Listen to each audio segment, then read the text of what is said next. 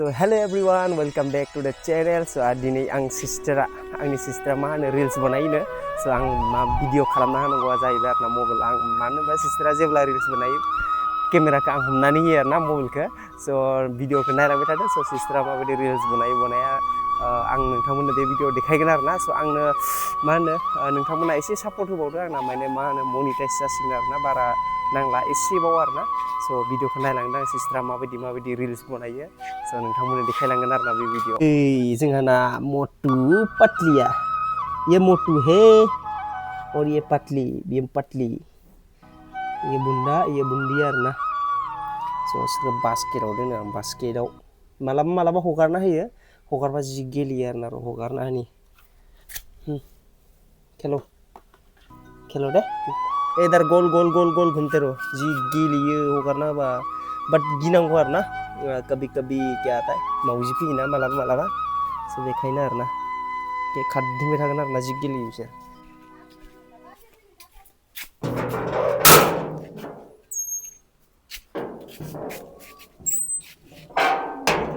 नोंथांमोना भिडिअ नुगोन आरोना मा होनो गोबाङानो मिथिखायो जानांगौ हानिदि आरोना फेसबुकआव हानिदि आरो इउटुबाव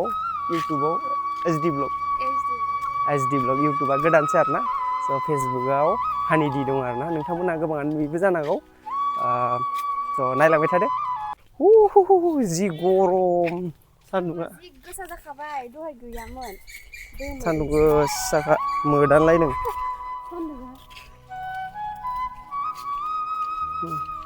सेस हाब्रु गोजा आरोना नै सेस हाब्रु अखा फैनायमोन नालाय बे साननैसोआव हाब्रु सेस हाब्रु ओमफ्राय जोंना नै फेभरिट मा होनो रिल्स बनायग्रा बियो आरोना जि बरियाखा नुखा वाव बेस्ट लकेसन बेयावनो गोबां बे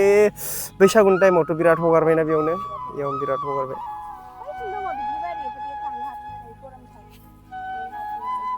मोनसे लाबाय आरोना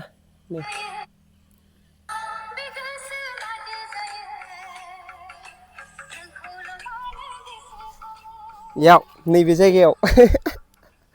बे जायगायाव आरोना ओमफ्राय दा बेलेग बरियाखा जायगाया दे लाबावनोसै नेक्स्ट थाबायबोदो बे गोसो मादि जायो नै ससेया दं आरोना इनिफ्राय थाबायबोजागोन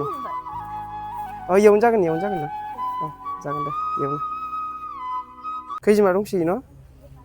बिराद खैजिमा दं इयाव मोनसे लानो नागिरदों आरोना खैजिमा दंसोयो बिराद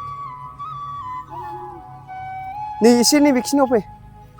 एसे आगोलाव 2x आवसो लागोन ना जाबाय दे